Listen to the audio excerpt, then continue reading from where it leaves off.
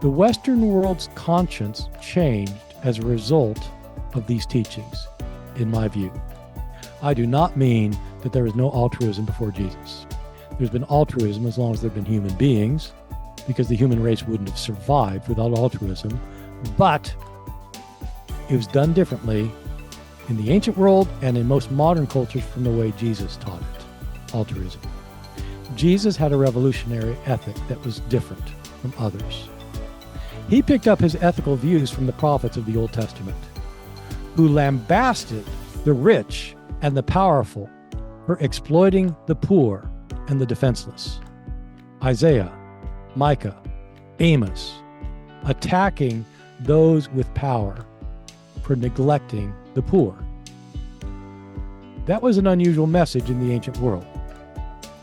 Most people thought you should help those who are close to you. Help out your friends, help out your family, but you don't take care of the needy. Jesus took this prophetic message, and when he took it over, it went on to apocalyptic steroids. Because the end is coming near, and so you need radically to follow what the prophets say. Not just be generous, sell everything. Jesus' ethic was a prophetic message on apocalyptic steroids, and it was made universal. Your neighbor is not just the guy who lives next door. It's not just somebody who is like you. Certainly not just your friend and family. It is everybody, including your enemy.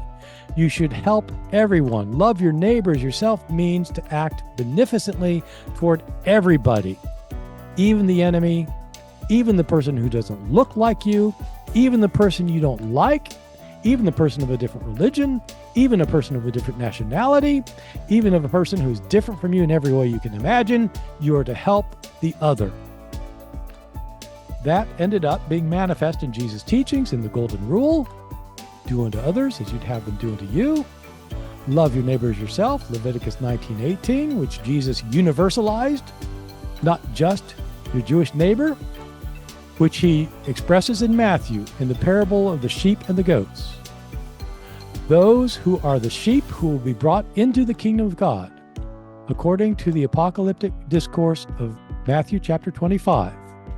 Those who will be brought into the kingdom of God are like the sheep, who feed the hungry, give water to those who are thirsty, who clothe the naked, who visit those in prison and lonely. Those who do things for people they don't even know will be brought into the kingdom.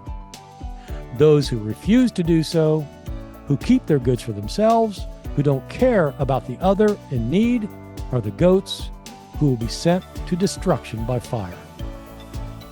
Which do you want to be? Our modern ethical conscience in the West tells us, most of us, that we should help those in need, whether we know them or not. When there are military conflicts overseas and we really are upset about the massive death that's happening, when there are earthquakes that wipe out entire villages, when there are wildfires that destroy towns, when there are volcanic eruptions, when there are tsunamis, when there is starvation, whatever is going on that we feel like we ought to do something. In the Greek and Roman world, they did not feel that. They did in the Jewish world. But even in the Jewish world, it was help your fellow Jew more than anyone else. Not for Jesus. It's help the other, and that has entered into our conscience because the followers of Jesus took over the world. Matthew is the one who presents these teachings in its clearest form.